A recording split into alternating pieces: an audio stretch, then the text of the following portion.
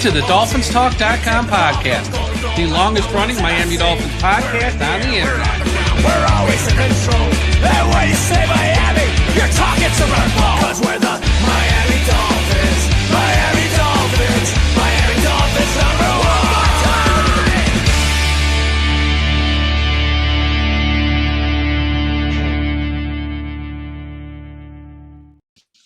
Hello, Miami Dolphins fans. How are you tonight? Thank you for listening to the Dolphins Talk post-game wrap-up show. The game just ended. Miami back to reality, falling at home to the Ravens 28-6 in a game that was never really competitive. I am your host, Mike Oliva, joined, as always, by Tom Ernest. Tom, I see you holding up a sign for those watching on YouTube. Explain to the people in audio form what the sign means or says. Am I allowed to say expletives? No, let's not. Let's try to right. be friendly. It just says fire everyone. Fire everyone. This is the type of loss that should get people fired if Stephen Ross actually has a spine. What a joke. Yeah, this was, the loss to Cleveland was worse, but this one being at home in some ways you could say was worse. It just, they come out unprepared, no life, poor decisions. The head coach is just so far in over his head.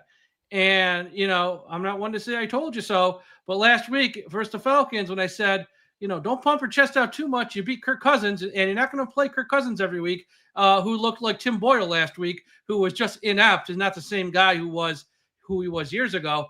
And tonight you faced a real quarterback, and the game was not competitive. And that's pretty much it, because it's easy to beat a team that can't pass the ball, it's not a threat to score, and you can just focus in on the running game, stopping the run, and then on offense, if they're not a threat to score, you can play relax and do whatever you want. This week wasn't that, and to steal a line, same old Dolphins, really. They are who we thought they were, and we're going to talk about all that on tonight's show. As always, this show is brought to you by Caneswear. Everyone go to the website caneswear.com for the best and most affordable Miami Dolphins apparel on the internet. If you need a Miami Dolphins hat, hoodie, jersey, sweatshirt, polo, go to caneswear.com. Something for the home, something for the car, something for the office. They also have stuff for the Miami Hurricanes, the Florida Panthers, the Miami Heat, the Miami Marlins, and all the South Florida teams. Caneswear.com is where you should go. Shout out to everyone watching us live at the I Am a Miami Dolphins fan Facebook group or page run by the great Carlos Hernandez. If you're on Facebook, please be sure you are a part of the I Am a Miami Dolphins fan Facebook group. Dolphins Talk Extra, myself and Josh Katzker had a live watch along tonight for extra members. Even though the team's not going well, extras kind of where you want to be. Private message board contest where we give away cool autographs and prizes, and extra podcasts where we speak very freely and openly about this team. And if you're watching us live on YouTube in the chat, smash that like button, subscribe to the channel, and leave us a comment.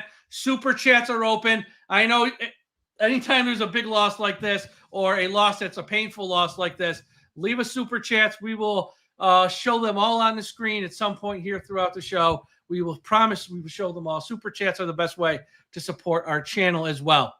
Before we get to the game, let's go over some of the news. Jalen Wright was inactive prior to this game. Why? I have no bleeping idea.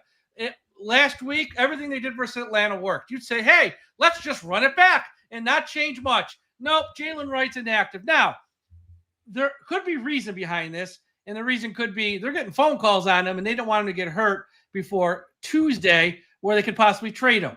If that's the case, I understand it, and I'm not mad.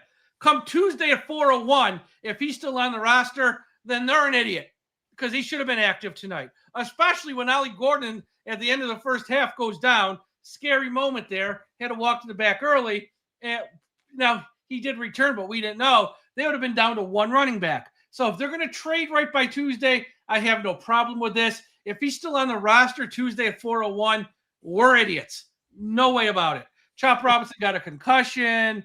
Hopefully, we'll see what goes on there. And Ifeadi Malafano, spoiler, guy who always gets hurt. He got hurt and probably never returned. Wasn't even paying attention. Ashton Davis wasn't active. Julian Hill wasn't active. And, yeah, that's pretty much it on the news front. Tom, it's that time in the show. Get it all off your chest, buddy.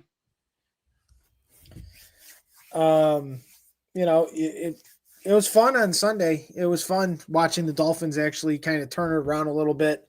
Played a very good brand of offensive football.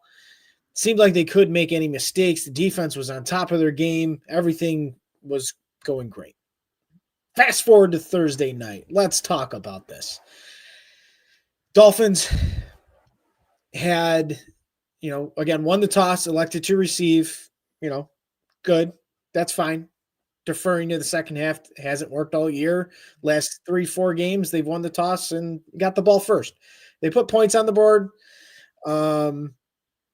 Felt pretty good about it. I think they left left some plays out there, but it is what it is.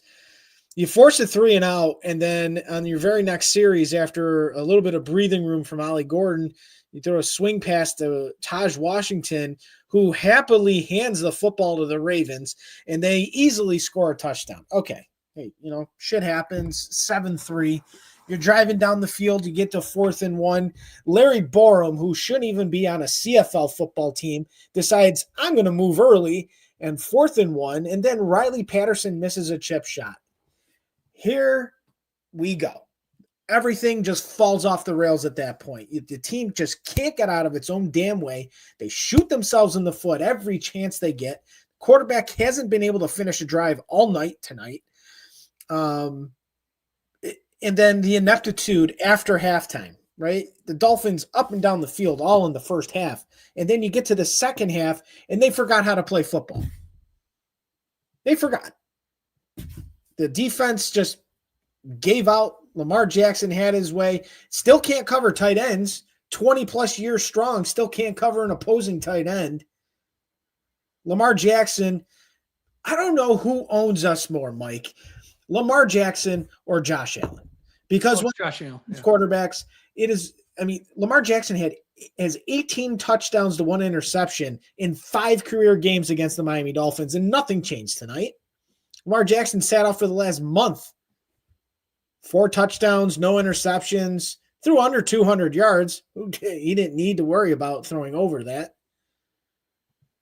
It is an abomination that this team comes out ill-prepared, can't execute simple freaking play calls, don't know the snap counts on 4th and 1.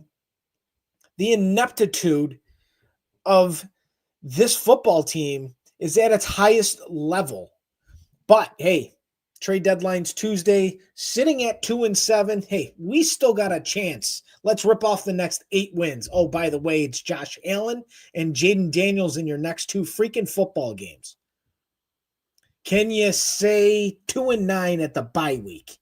2-9 is a guarantee, folks. Put the stamp on it. Then the bye week.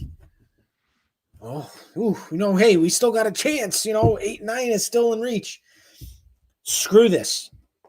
Screw it all. The season is over. It is done. Put a fork in it.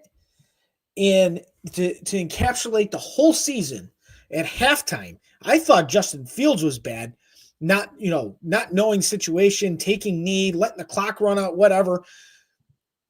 Tua throws a 3-yard out instead of throwing it to the end zone. This is where we are as a football team at this point. It's mind-numbing stuff, and it happens week after week. We got a 1-week reprieve, not even a week reprieve. We got 1-day reprieve on Sunday.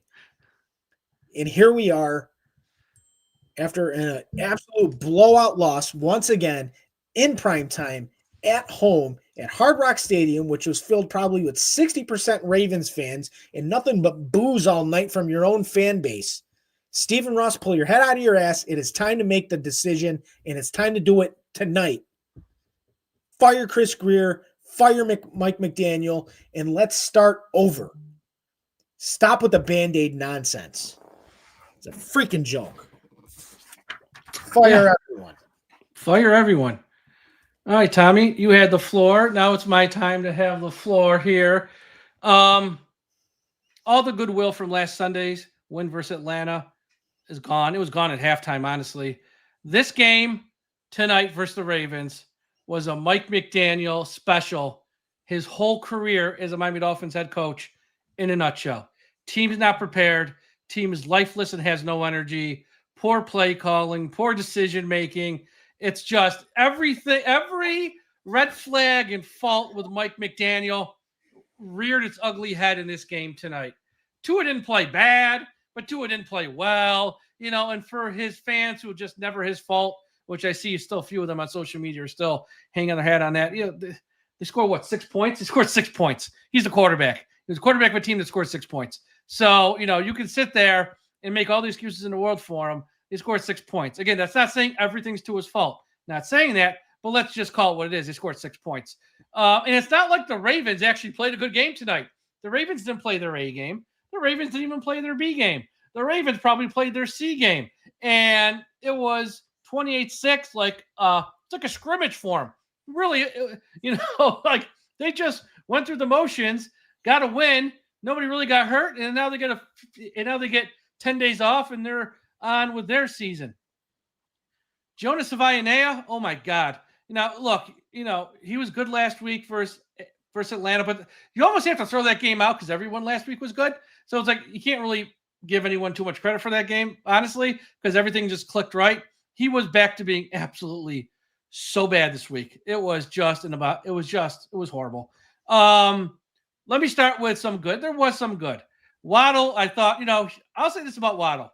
In the big picture, not so much about tonight. When Hill went down, we all said, we're going to find out if Waddle can be a true number one wide receiver. I don't know if he's going to be, the best number one wide receiver in the league, which he clearly won't be. I think he can be a number one wide receiver. He had another solid game tonight. So kudos to Waddle. I thought he played really well. Achane, you can say it's about him every week this year. No matter how bad the loss is or how bad the team looks, Achane, I thought, had another very good game. Greg Dulcich. Who? What? Greg Dulcich, I thought was fantastic at tight end tonight. Kudos to him. And Chubb, there was times on the field tonight where Bradley Chubb was unblockable. Now, I don't know if he's getting traded or not in the next few days, but if this was his last game as a member of the Dolphins, Chubb went out on a high note. I thought he was absolutely fantastic tonight.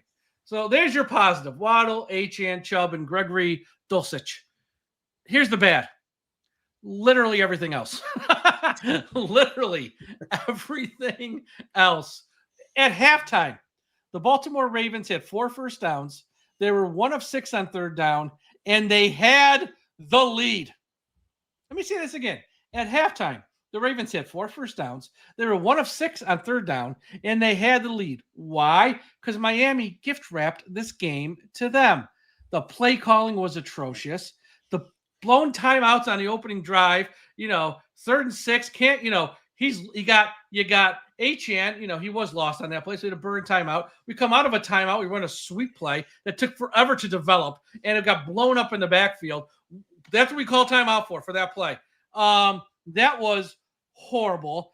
Then, Riley Patterson, who I loved him this year, he's done great, misses a chip shot field goal. Special teams that weren't all that special.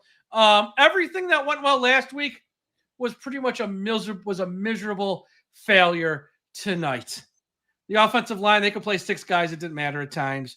Tua, he got rattled a few times quite easily. Again, not saying everything's his fault, but he's more part of the problem than he is more part of the solution. And that's the problem. And that's the problem at its core. They just weren't good. They just didn't play well. And I'm going to take your last few minutes here before we move on with the show. I'm going to take a few moments here, and I'm going to pray. Let's pray. Father, Son, Holy Ghost. Hi, God. It's your old friend Mike here. I don't ask for much in this world, but I need your help at this time. Can you lend your hand and help this owner I'm stuck with as the owner of the Dolphins? Lead him to fire someone in the next 12 hours. Greer, McDaniel, if we did both, I'd really love you. And I put a lot in the collection plate this Sunday. Trust me, you wouldn't believe it. Your head would spin. So please, somebody has to go. God, I'm a good person. What have I done to you? I help old ladies cross the street. I buy some Girl Scout cookies from Tom's daughter. I donate to the Red Cross. I give for Toys for Tots. Can you please help me this one time and help my owner? Fire somebody. I need your helping hand here, God. I need some help. Please. Thank you. This is the sermon of Dolphins Talk. Son. Holy Ghost. I mean, look, honestly, all joking aside, we should have fired someone after the Cleveland game. Yep. Again, I don't even care if you just fire Weaver at this point. Make an example out of somebody. Fire somebody. They didn't do that. I mean, losing 31-6 to Cleveland, so they didn't fire anyone then. You got 10 days here. Fire somebody. Because I'm telling you, folks, I'm telling you right now, I am worried that we're going to run this back next year. Because every game that goes by where they don't fire someone makes me think we could win 3 games this year, 4 games, and nothing's going to change. I do not have faith in this owner. I do not have faith in Tom Garfinkel, because this guy's probably looking, you made me pay Mike McDaniel all this money. You made me pay this quarterback that we can't move on from all this money. No, we're going to ride it back one more year. I have that fear. And that fear, I'm not going to say it keeps me up at night, because it doesn't keep me up at night. But it's like, I don't want that for my team. And look, if it's going to happen, tomorrow by noon. If it doesn't happen at 8 a.m. or 9 a.m. or 9:30 or 10 or 10:15, or if by 12:01 tomorrow he's still the head coach, he here for the Buffalo game. Okay? Like, it ain't going to drag out here for days on end. It will happen tomorrow by noon. If it doesn't happen tomorrow and don't be shocked if these morons issue a statement or leak something to Rappaport or Schefter that no changes are coming, because that's what they do. They announce when guys aren't getting fired for some reason, which blows my mind. But this team is killing me, Tom. It's taking years off my life. It's turning my hair gray. I can't do it anymore. Fire somebody, please. Like you did, we can only pray for these sort of things to the football gods, that he actually makes that decision and does something for the betterment of his franchise. And we can hope and pray that he'll make the right calls. He'll sell the team. People say sell the team. Folks, it's just being handed down. He can't sell the team. The tax hit's too big. Yeah. Even in death, he's worried about taxes. Yeah.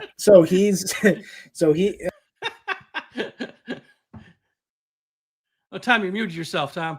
Tom, you muted yourself. Okay, there you go. You're back. I was saying that he works out of New York, for Christ's sake, and he gets taxed more here than he does down there. But that's a big sale. But it is being passed down. He's not selling the team. It's being handed off to his daughters. I'm okay with that. And I'm fine with that. But I want as much of hands-on ownership when it does change hands than ever before. I mean, Ross probably was hands-on for the first couple years he was with the team, and he just seems like he's so hands-off, disinterested. It's weekend at Bernie's. It's weekend at Bernie's. He's Bernie. Well, look, I posted this on social media. I'll say it here on the post-game show if you didn't see it. For every day Chris Greer is still here as the general manager of the Miami Dolphins, his personal driver should park an extra foot away from his plane, because the man freaked out because the plane, the car wasn't right there next to the plane door, the stairs, when he got off the plane. What was it, the other day? It made waves through social media. If you haven't seen it, it's hilarious. He's screaming why the car's not closer. Well, keep parking it further away so that crotchety old man can just keep walking. It is an abomination how this franchise has been run. It has to change. And if you want people to start believing in the product again, you have to make the move. Any move. Fire the towel boy for all I care. I don't care. Fire someone. Because this franchise is floundering. It's a joke. It's a joke. It's 100%. And the Ravens came into this game, and as much as the Dolphins put up a good fight in the first half, the Ravens knew that the Dolphins had no shot. They had no shot. They kept shooting themselves in the foot. It's the MO of this football team under Mike McDaniel.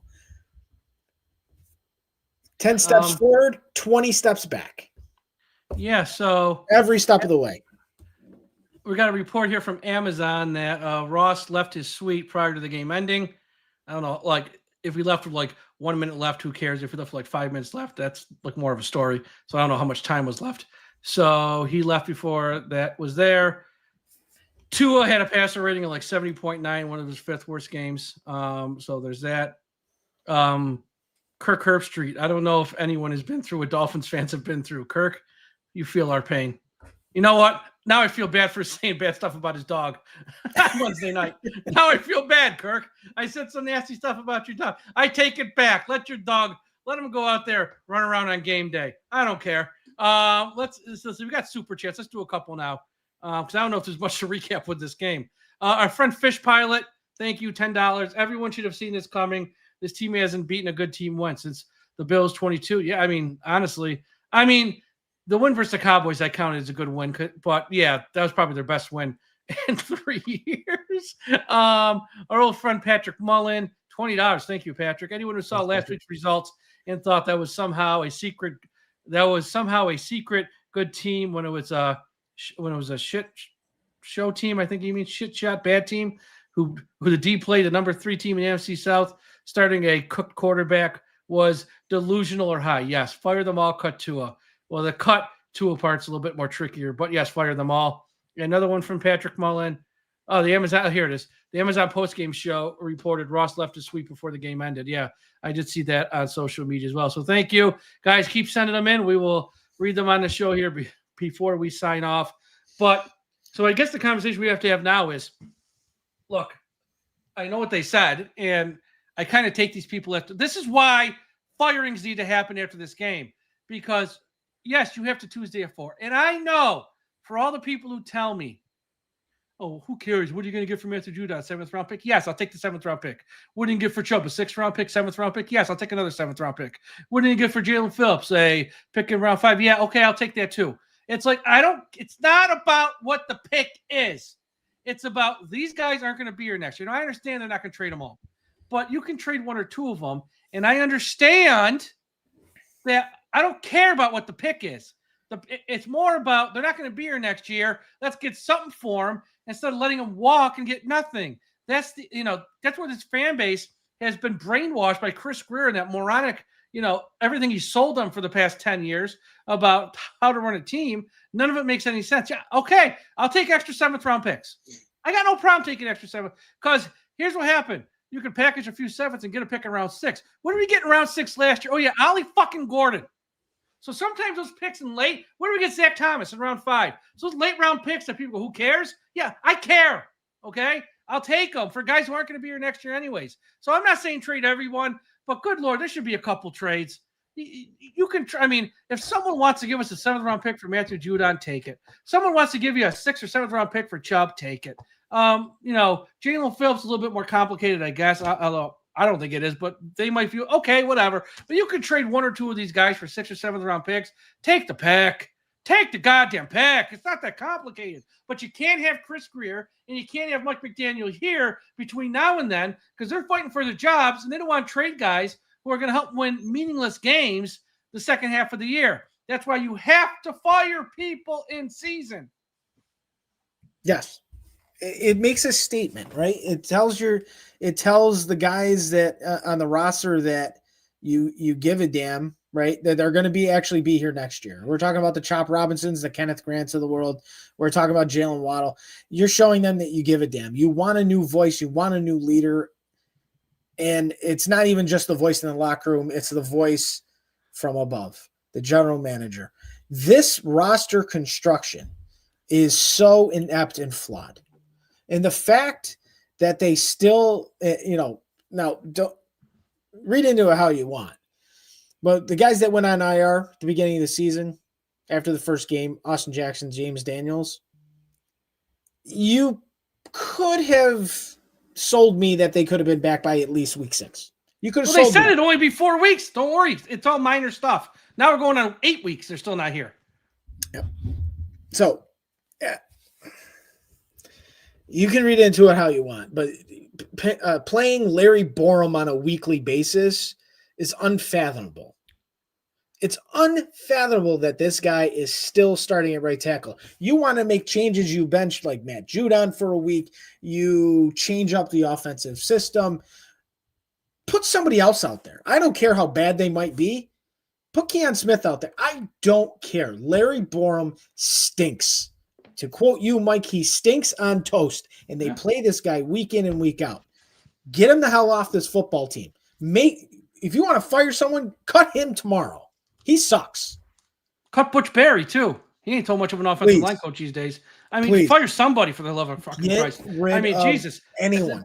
It's really not this difficult, but it is. Because you got two guys that are really working for their jobs, Mike McDaniel and Chris Greer, who don't want to make any changes because at that point you're signaling, oh, we're toast. We're done. Say bye-bye. So that's why they're putting out there's not going to be a fire sale. We're not going to trade anybody.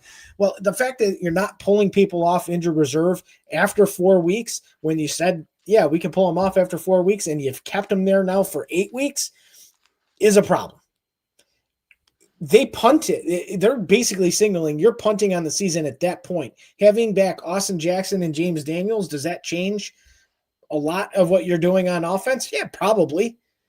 You don't have liability out there and Larry Borum every freaking snap. It's brutal. They had to play an extra offensive lineman for 2 straight games because Larry Borum sucks.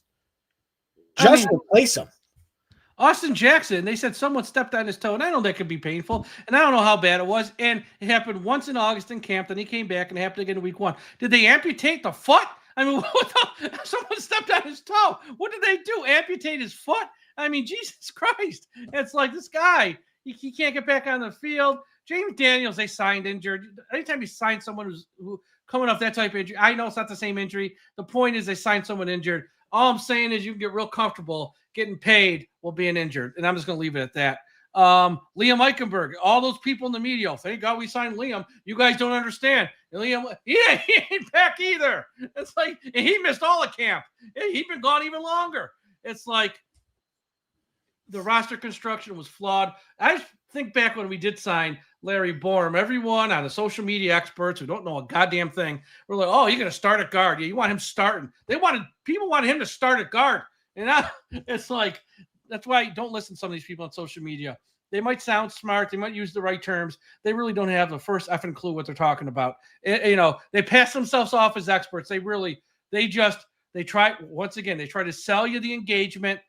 They are nothing more than grifters because they want you to click and like, and they won't tell you the truth at the end of the day. Some people will really sell you a load of crap on social media. Because go back to those tweets in March when we signed half these bums. Oh, the greatest signing ever. Larry Borum. Whoa, you need to sign him. Liam Eichenberg, you need to sign him. This is all great. Yeah. It's just another Dolphins shit show of a season. And it really all points to one person. Two. We can put a lot of blame on Anthony Weaver as much as we want. He was handed the keys to shit when it comes to that secondary, and it showed again tonight. Like, look at Jack Jones on that touchdown pass to Rashad Bateman. He's not even in the picture, I know. Oh, my God. I don't want to blame him because he shouldn't be starting. That's not his fault. He shouldn't be starting. But he's out there, but I don't want – it's like guys like him, they're like your 4th or 5th cornerbacks. They're not your number 1 or 2. And in fact, he's at number 1 and 2. Just makes me more mad at guys like Greer and McDaniel for putting us in that situation. It's like, whatever. And we got one more super chat here I want to share from Fins NJ. Thank you. Can Mike McDaniel collect unemployment with the government shutdown? I do not know the answer to that question. I do not know. But I don't think he's going to need SNAP. I don't think he's going to need SNAP benefits. He is making millions of dollars. So I think Mike's going to be okay. That's funny. Anytime you can tie in real life to something like this.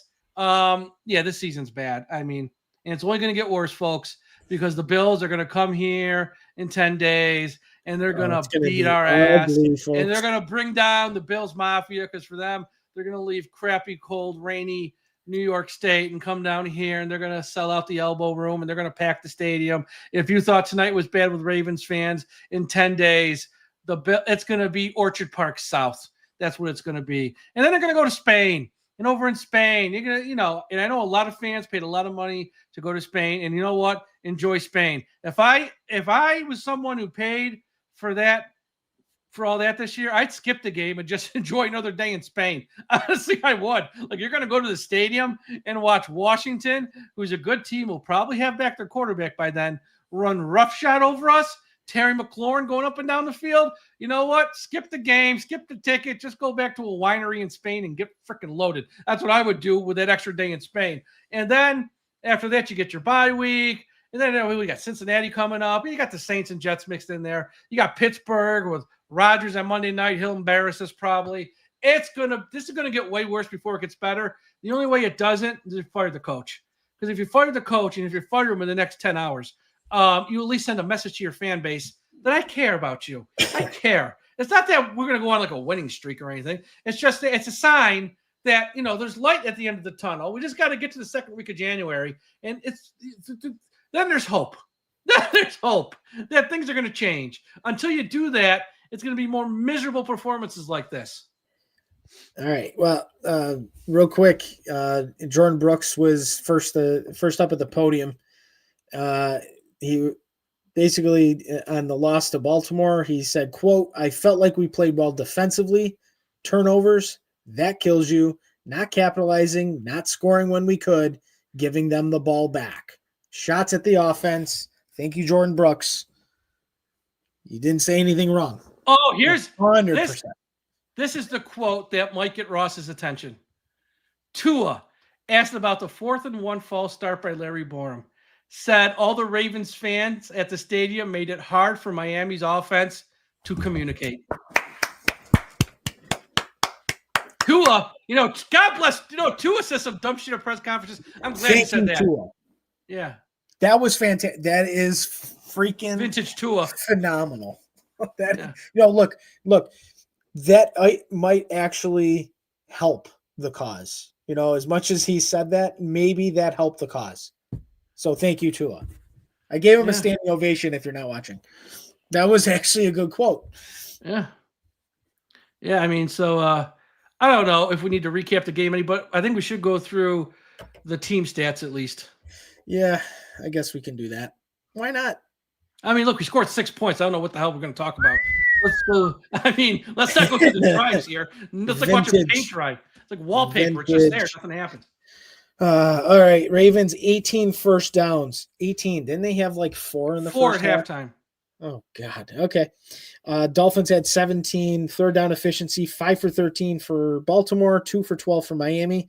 Baltimore 1 for 1 on fourth down. Miami 2 for 3. Right. Miami ran 62 plays for 332 yards. 11 total drives, 5.4 yards per play. Ravens 11 total drives, 338 yards. What did they have at halftime? Like 100, low hundreds. Yeah. It was like 105. Oh my God. Just gets better and better. Lamar Jackson 18 of 23 for 204 yards, 4 touchdown passes, no turnovers, sacked twice, 16 yards total lost. Tua 25 of 40 for 261 yards, no touchdowns, 5.8 yards per pass, and the interception late in the game. Rushing attempts, polar opposite from what worked last week, which is what is so frustrating and why we're so pissed off about it. The Dolphins ran the ball total of 20 times for 87 yards for 4.4 yards per rush. Baltimore Ravens, 31 carries for 150 yards. There's that Dolphins rush defense that we remembered. 4.8 yards per rush. The Ravens. Where is the game won and lost, Mike? The red zone. The red zone, 3 for 3 for Baltimore. Miami, 0 for 3. Kirk Herbstreit made it a point.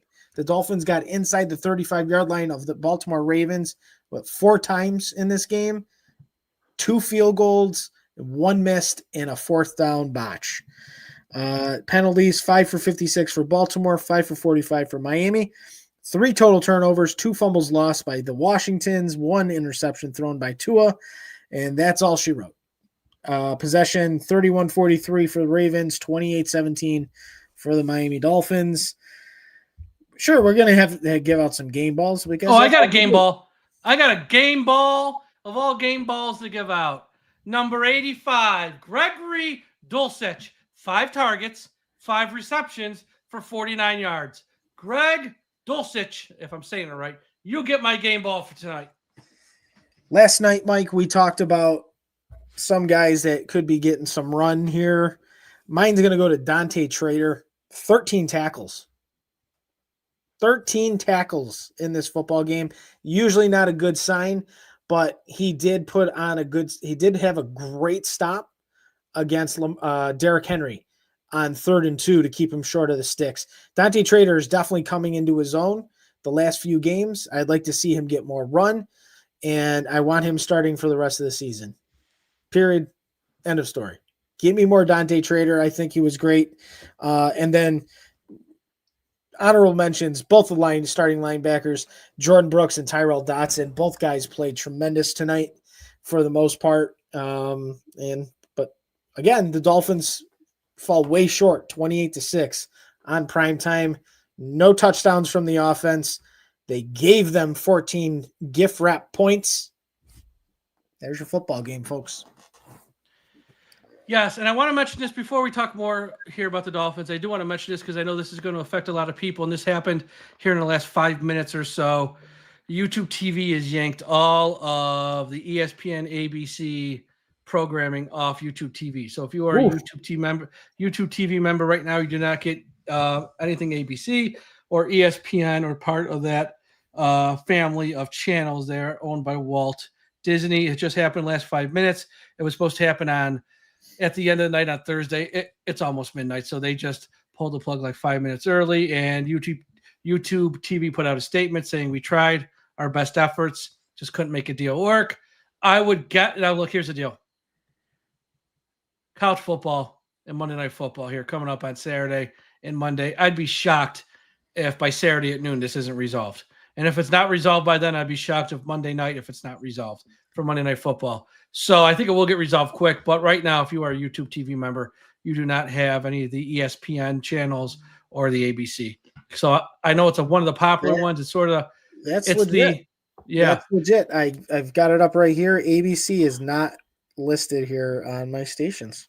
Yeah, so they pulled it. So just want to give people a heads up because that did just break, and that's going to be a big story when people wake up. Because here's the deal: as the world changes, no one anymore is sort of paying for cable. Some people do like and stuff, and I actually have it too. But more people are going towards streaming, and they've cut the cord. But YouTube TV sort of been the one that's sort of risen from the ashes here for what most people want and get because it sort of has everything. And for them to lose those channels right now in the middle of football season too is kind of a big news story. So just wanted to share that. But something else, if you haven't seen this yet, I shared it on social media. You can find the podcast on ESPN on their YouTube page. I'm funny with Mel and Field Yates and Mike Greenberg. And they did a podcast it's about an hour. I cut out the 2 clips concerning the Dolphins, and I have them up on my Twitter account at DolphinsTalk. And it sort of leads into the conversation of why you got to fire people. Because Field had his list of top 5 teams, or the worst 5 teams, and so did Mel, of what are the toughest, most challenging rebuild jobs. Like, what's the worst job right now in the NFL to rebuild for a new GM, a new head coach stepping in? And they each ranked their bottom 5, with one being the worst. And Field Yates had Miami as the worst. Mel Kiper had Miami as the 3rd worst. And there's 2 good conversations there, so watch both clips. They're not very long. Each clip's about 3 minutes roughly. Field Yates nailed it, saying if you look at this Dolphins roster, there's no blue chip talent to move forward. Like, there's no foundation. Who are you guys that you're going to move forward with? Achane and Waddle, that's really kind of it. Those are like the young core guys. So that's not there. You have a quarterback with a horrible contract that you can't move on from. And if you play him, he's got a guy with a low ceiling at this point that we're 5 years in or so, 6 years or whatever it is. Low ceiling who's just really ain't that good. So Field Yates made those points and said why Miami's the worst situation for any new GM, new head coach. It's going to take years. And they're right. He's right. I know people get mad if you said I'm bad about my team. Yeah, he's right, though. Then he went to Mel. Mel was a little bit more optimistic on Tua. He goes, I think you can win with Tua. But, yeah, it's a freaking mess, the roster. Horrible pretty much no talent, and it's very expensive. So they got a lot of money tied up in guys who aren't that good, really. So that's why he had him third worst. And then Field jumped in though on the one with Mel, which I thought was interesting, saying, you can give him more credit than I do regarding the quarterback in Tua. But in this league, there's two types of quarterbacks. Quarterbacks you can win with and quarterbacks that you win because of. Tua can be a quarterback you win with if everything's perfect all the time. That's unrealistic.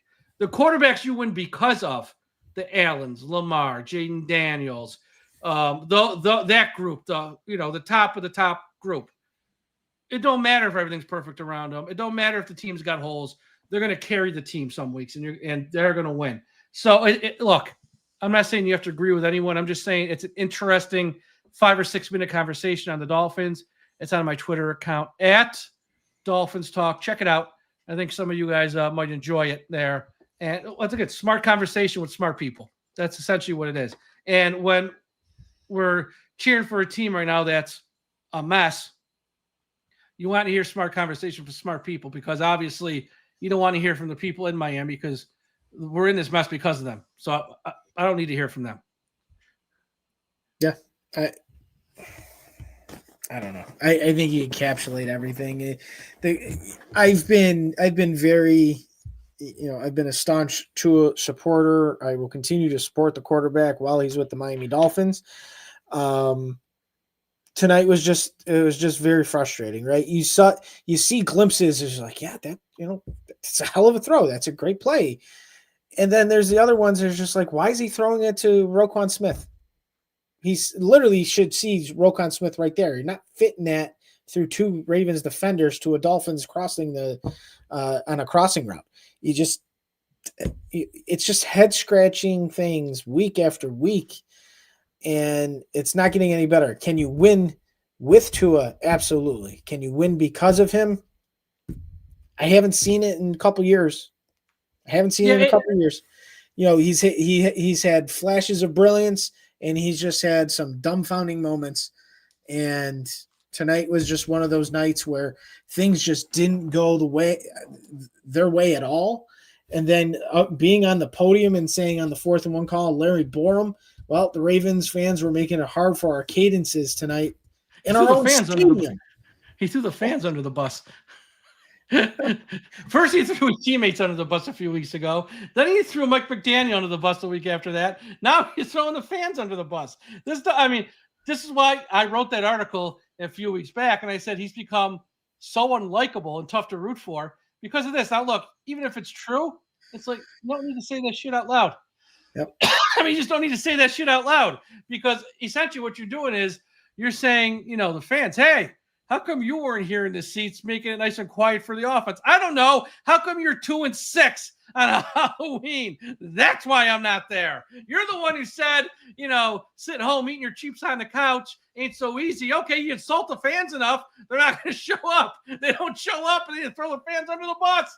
It's like, this idiot don't know when to shut up. And it's just become so unlikable as a person and so hard to root for. And I know the people who like him, they're never going to leave him. They're in a cult. They're in Waco, Texas. They're going to burn down the house with them.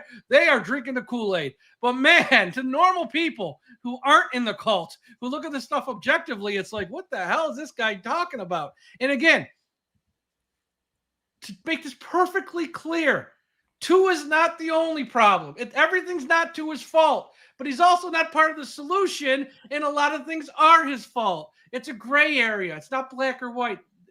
And the problem is, when you're paying a guy $212 million, $167 million fully guaranteed, you need him to be part of the solution and not be any part of the problem. He can't be any part of it, and he's not that. And why I agree with Field over Mel is when Mel says, well, I think you can win with Tua. Win what? Can he get you to a wild card spot? Yeah. He's never going to. Here's the deal, folks. As long as Josh Allen and May are in the East, we're never winning the East with him. He's never beaten those guys. We're never going to win the East as long as May and Josh Allen are in the East right now. And May ain't going nowhere. He's been here a while. Josh Allen's still pretty young. So it's like, win what? Get a wild card, losing round 1 on the road? Yeah, he can do that. But, you're not getting much further than that. We've seen that. It's been 5 years. Okay? It's like, wake up, folks. Wake up. It's over. Like, he might be here next year because a moron of a GM just gave him a contract we can't move. But A, doesn't mean he needs to play next year. B, even if he does play, it's a lame duck year, which sucks for us because we just got to wait it out. But that's the reality we're in. Yep. It's just being a Dolphins fan is so fun. Don't we all enjoy ourselves? This is just one big soap opera year after year after year, but you never get the happy ending. You can take that as whatever you want. This team has floundered for a quarter century, and it continues to be the same nonsense year after year. We can never have a quiet off season. Guys always getting in trouble. General manager making stupid decision after stupid decision. And I'm not even talking about Chris Greer. We can go as far back as you want when it comes to general managers for the Miami Dolphins. If Stephen Ross does not pull the plug, whether it be on right now or at the end of the season, he needs to pull the plug on him being the owner of this franchise, hand the reins over, and let other people make decisions for 2026. Because if Stephen Ross is still wanting to make decisions for the Miami Dolphins, everybody's going to be staying. We had a pause year. We said that in March. We talked to the press. We were going to be taking a pause year. What the fuck does that even mean? Like, no good team has a pause year. The Packers never have a pause year. The Pittsburgh Steelers never have a reset year. The Ravens, they just win. They Steelers adjust as you go. They don't have pause years. I mean, the Steelers reset year is playoff games every single year. It's crazy. Yeah. If I was an owner and someone came to me and said, we're going to do a reset year, I'd say, you're fired. Get the F out of my office. It's like, oh, reset year. Most teams just adjust on the fly. Maybe it works, maybe it doesn't, but we're not going to say, you know what, everyone sit back this year. The results really don't matter. Oh, F you, I would tell them if I was an owner. That's not how the league is run. It's not how this league is run. Yeah. It's not, but, I don't know. Right here. Maybe he's got to. We're in a pause century. You ain't wrong about that.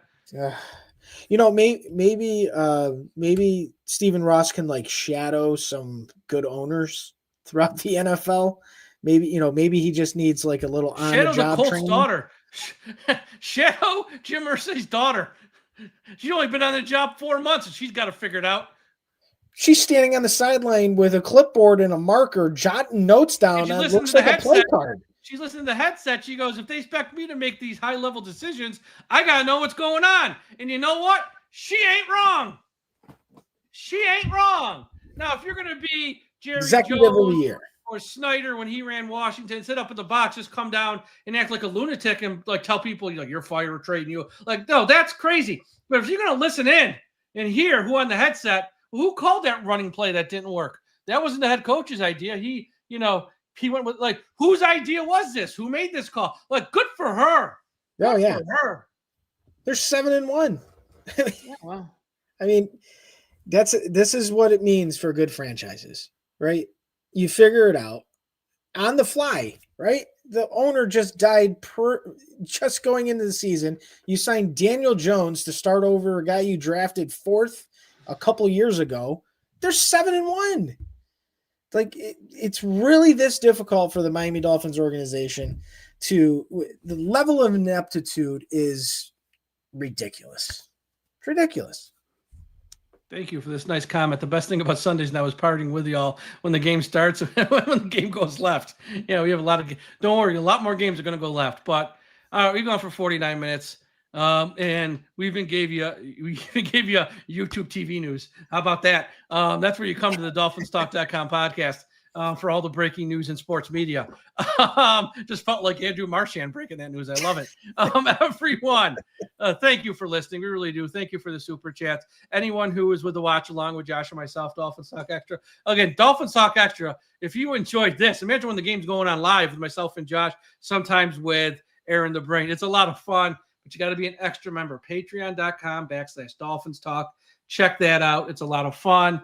If you're watching on YouTube, smash that like button. Make sure you subscribe to the channel. We'll have more shows the rest of this week. If something happens tomorrow, I'm off from work tomorrow. I do have a haircut from 11 to 11:30. That'll probably when they make the announcement. If something happens when I'm not near my computer. But if something happens tomorrow, I'll probably pop on and we'll probably do a live show. So be on the lookout for that. And I'll have shows this weekend probably as well in the lead up to the trade deadline. Check out the website, DolphinsTalk.com, social media at DolphinsTalk. Follow Tom at DolphinsTalkTom. Halloween tomorrow. Try not to let this team ruin that for you. I know it's tough, but literally, we are a joke. Let's just now look. I don't know other teams have played yet. Let's see where we moved up on Tankathon. Probably we're up to 4, only because some of these teams haven't played yet. We're up to 4 for a few hours, few days. Yeah, and I will say this too. Nothing to do with the Dolphins. I just want to say it off my. Just want to say it. If the Philadelphia Eagles give up 3 first-round picks for Myles Garrett, A, they're going to win the Super Bowl, and B, the Cleveland Browns will be good by about 2027. Because that would give them 3 picks this year, 2 picks the next year, and 2 picks in round 1 the year after that. If they can finagle 3 first-round picks from the Eagles, I don't care if they're the last pick around 1 every year. It's still a first-round pick where you get the guys for 5 years cheap. That would give them 3, 5, 7 first-round picks over the span of 3 years. Even they can't screw that up. Okay? Chris Greer could. They won't, because they're going to hire a new GM, and they'll probably hire someone halfway decent. If you're Cleveland, you make that trade. Even if they have to go down to, say, 2 first-round picks, 1 second-round pick, I'm still doing it. I mean, that is – I like Myles Garrett, and keep going to Canton, but that is the Eagles going literally all in. Literally all in. Yeah. To trade for him and pay him. And if you're the Browns, you make that move. You make that move. That's better than the Laramie Tunsil trade, actually. Better. Oh, without a doubt. Yeah. Without a doubt. I mean, Howie Roseman's already phenomenal as a general manager. That move off. You pick Myles Garrett on Philadelphia. Well, I mean, good Lord. He'll be playing big games with Vic Fangio as a defensive play caller. Oh my I know. I mean, and then if you're the Browns, you're all done with Watson after this year. Your cap's in good spot, and you got all these picks for. And at that point, I would go with the new head coach, even though I do like him as a head coach. I would just say it's time for a fresh start. Give a new head coach, a new GM. Good God, I would do that in a heartbeat, and that team will be set up like an expansion team now look, you still got to hit on the picks, but they will get every top candidate at GM and head coach to want that job if they got that sitting waiting for them. So okay, that's all. Everyone have a great Friday night, and when you're on the road tomorrow, watch out for the little kids, and please be sure that when the kids are on the road, that you drive safe and you don't use highway profanity. Peace out. Fire everyone.